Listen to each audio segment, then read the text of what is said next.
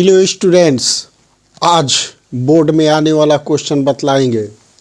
यहाँ पर प्रोबेबिलिटी का जो बोर्ड में क्वेश्चन पूछता है, ऑब्जेक्टिव और शॉर्ट क्वेश्चन यानी 2 मार्क्स का भी क्वेश्चन पूछता है। तो यही मेन ये फार्मूला है, इसको अच्छा से शुरू से लास्ट तक देखना होगा। अगर ये सब हम जान जाएंगे तो प्रोबेबिलिटी का ऐसा क्वेश्चन छूटने वाला नहीं है। तो यहाँ पर ये मेन फार्मूला है, ये इसी पर ही बोर्ड में क्वेश्चन आता है।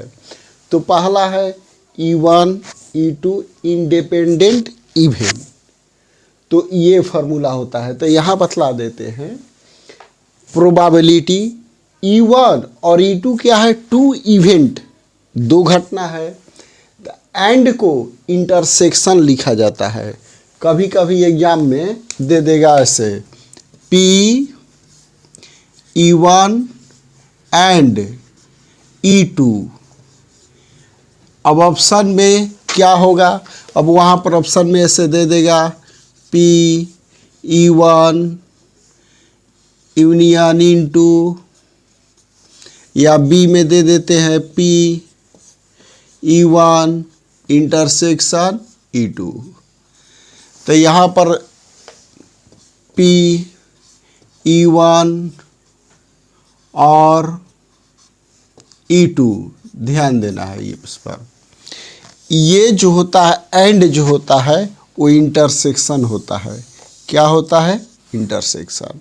और जो होता है वो क्या होता है, यूनियन। कभी ऑब्जेक्टिव क्वेश्चन में इस तरह का दे देगा, एंड का मतलब इंटरसेक्शन और का मतलब यूनियन। आगे समझ में। अब यहाँ पर इंडिपेंडेंट जैसे क्वेश्चन पूछते हैं objective, P E1 intersection E2 equal to P E1 into P E2। अब यहाँ पर नीचे ऑप्शन दे देगा, इंडिपेंडेंट इवेंट है कि म्यूचुअल एक्सक्लूसिव है। तो यहाँ पर ध्यान देना, याद कर लेना है, ये दिया हुआ है तो क्या होगा, इंडिपेंडेंट इवेंट E1 E2।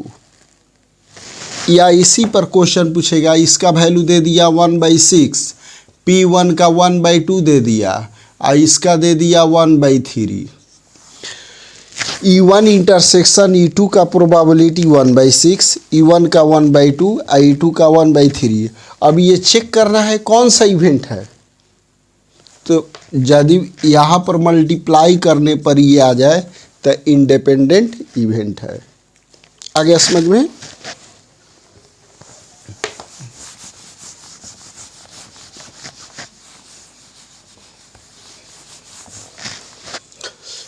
और जब E1 E2 म्यूचुअली एक्सक्लूसिव रहेगा तो इंटरसेक्शन उसका 5 होता है, तो उसमें यूनियन प्लस में होता है। तो इस पर क्वेश्चन देते हैं।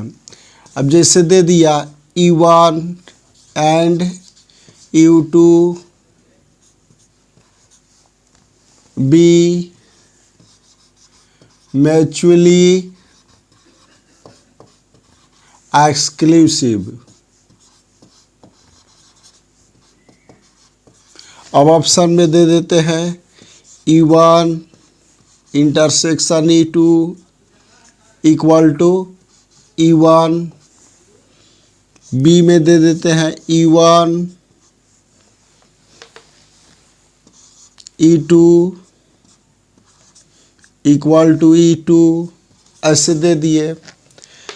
तब यहाँ पर ध्यान देना है सी में, E1 intersection E2 equal to 5।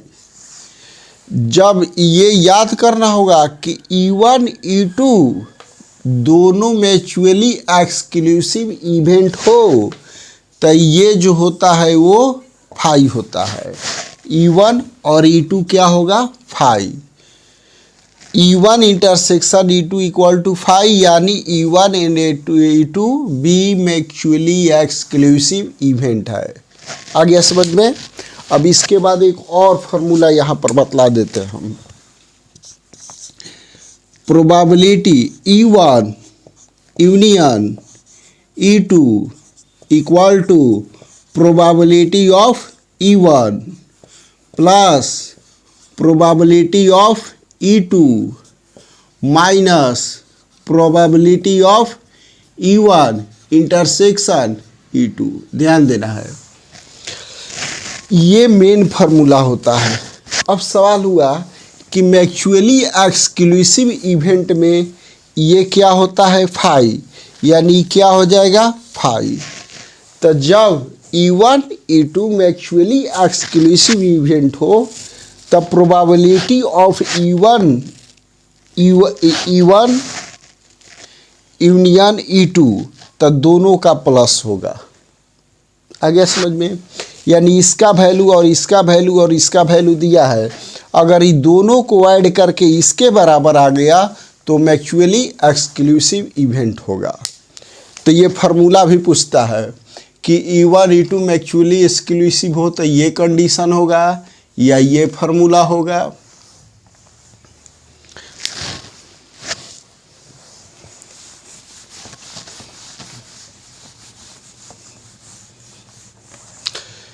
अब यहाँ पर ये है, जैसे एक डिमॉर्गन लॉ होता है कि ए नॉट, इस पर होता है ऐसे, probability of A plus probability of A not A equal to 1। इस पर भी क्वेश्चन आता है, ये दे देगा probability of A plus probability of not A equal to 1। अगर मान लो ए दिया हुआ है, नॉट ए निकालना होगा, तब P A not equal to 1 minus probability of A. आ गया समझ में? तो ये हो गया। फिर यहाँ पर अगर probability A not A intersection B not B, अभी देखो दोनों पर नॉट है और ये क्या दिया है, इंटरसेक्शन। तो जब इसको हम यूनियन में चेंज करेंगे, ए यूनियन बी लिखेंगे तो टोटल नॉट हो जाएगा, नॉट ए यूनियन बी। ये फार्मूला है।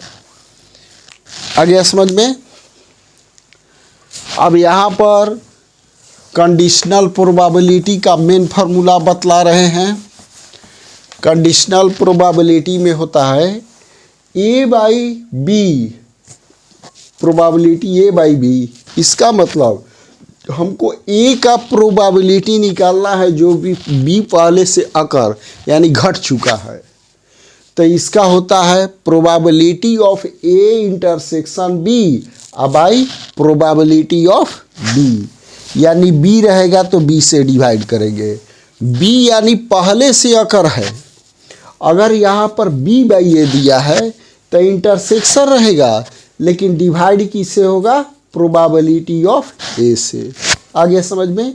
ये फार्मूला बहुत इम्पोर्टेंट है। किसी क्वेश्चन में इंटरसेक्शन दिया है, यूनियन निकालना होगा, या यूनियन दिया है इंटरसेक्शन निकालना होगा, तो ये फार्मूला ऐसे 11th में था, ये सेट थ्योरी में। अब यहाँ पर इम्पोर्टेंट क्वेश्चन अभी यहाँ पर बतला देते हैं, एकदम VVI क्वेश्चन। ये समझ लेने के बाद इस तरह का पहले ये फार्मूला याद कर लेना होगा।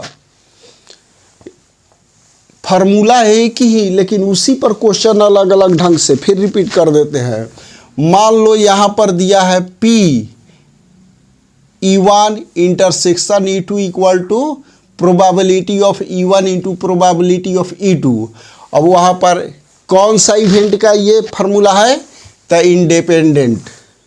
अब म्यूचुअली एक्सक्लूसिव में उसका इंटरसेक्शन फाई होगा या ये फार्मूला होगा, या इसी फार्मूला पर क्वेश्चन बनाने के लिए आएगा। जब हम दोनों इवेंट का यूनियन निकालेंगे या दिया रहेगा, और प्रोबेबिलिटी ऑफ E1 और प्रोबेबिलिटी ऑफ E2, अगर दोनों को ऐड करने के बाद इसके इक्वल आ गया तो हो गया म्यूचुअली एक्सक्लूसिव इवेंट। अगर ये दोनों को मल्टीप्लाई करने पर ये इंटरसेक्शन के इक्वल आ गया तो इंडिपेंडेंट इवन। क्लियर। तो अब यहाँ पर ये भी भैया इंपॉर्टेंट बतला रहे हैं, probability of A, probability of B. अब probability of A union B 7/11 दिया है। हमको पहले क्या निकालना है इसमें, देखो ए बाई बी निकालना है, probability of A by B, यानी ए का प्रोबेबिलिटी बी बिफोर अकर पहले हो चुका है। तब यहाँ पर ये फार्मूला यूज करेंगे, probability of A union B equal to probability of A plus probability of B minus probability of A intersection B. अब यहाँ पर देखेंगे, यहाँ पर यूनियन दिया है तो ये होगा 7/11, probability of A 5/6, probability of B 6/11। यहाँ पर 11 लिख देते हैं, 11, तो ये हो गया 11।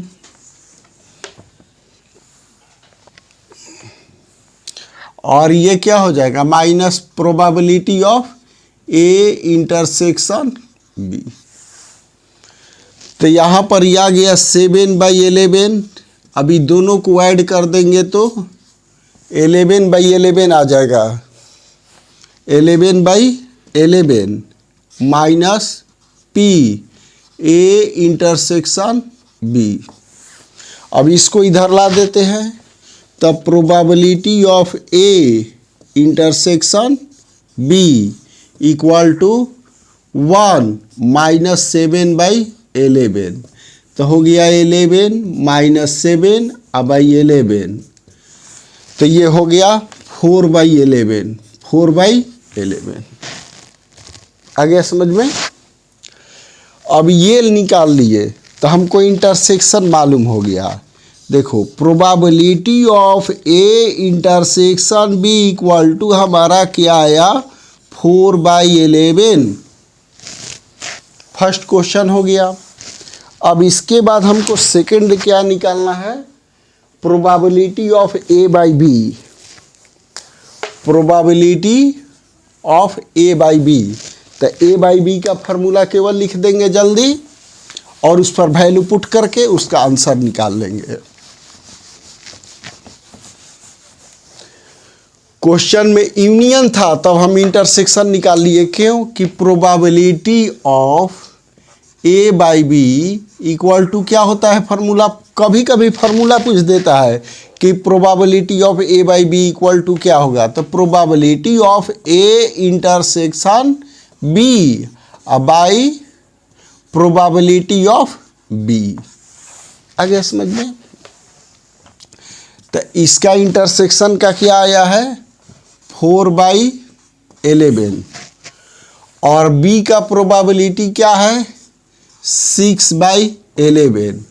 तो यह आ गया आंसर 4/6 यानी 2/3 प्रोबेबिलिटी हो गया। अब इसको, ये बहुत इंपॉर्टेंट है ये question, not probability of not A divided not be. अब इसका फार्मूला यही सब कैसे सेट करेंगे, तो इसमें ये बतलाए थे probability of A plus probability of not A equal to 1।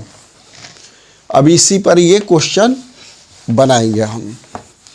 एक डी मॉर्गन का फार्मूला होता है कि इंटरसेक्शन रहेगा तो यूनियन में चेंज कर देंगे, यूनियन रहेगा तो इंटरसेक्शन में, होल नॉट में। तो यहाँ पर हमको ये फार्मूला पहले डिराइव अच्छा से सब लिख कर समझाते हैं। तो P not a by not be, तो जिस तरह से वो फार्मूला ए बाई बी का होता था उसी तरह से यहाँ लिखेंगे probability of not A intersection not be by probability of not be. ये हो गया। तो कभी इसका फार्मूला ये हो गया। अब इसको हम लोग को ये वैल्यू मालूम है, तो हम क्या लिखेंगे इसका, नॉट नॉट दिया है, तो होल नॉट देने के लिए इंटरसेक्शन को यूनियन में बदल देंगे डी मॉर्गन लॉ से। The probability of A union B का नॉट होल नॉट, ये हो गया P not B probability of. तो यहाँ पर ये ध्यान देना है, नॉट है तो इसको माइनस कर देंगे, तो 1 minus probability of A union B by not है तो 1 माइनस प्रोबेबिलिटी ऑफ बी। अब यहाँ पर वैल्यू रख लेंगे, सब फार्मूला, इसका फार्मूला ये भी होता है, इसी का फार्मूला ये भी होता है, और इसका फार्मूला ये भी होता है। तो 1 माइनस यूनियन, यूनियन कितना है 7/11, 1 माइनस प्रोबेबिलिटी ऑफ बी 6/11, तो ये हो गया 11 माइनस 7 बाई 11, 11 माइनस 6/11, 11 कैंसिल हो गया, 11 माइनस 7 4, 11 माइनस 6 5, ये हमारा आंसर हो गया। तो आज प्रोबेबिलिटी का बोर्ड मॉडल क्वेश्चन जो एग्जामिनेशन में पूछता है, आज ये हम पूरा अच्छी तरह से समझा दिए, समझ में तो आए आ गया एकदम इजली से, इसमें कुछ भी नहीं है, शुरू से लास्ट तक देख लेना है और समझ में आ गया है। और अच्छा लगा होगा तो कमेंट करना है, लाइक करना है और सब्सक्राइब करना है। ओके।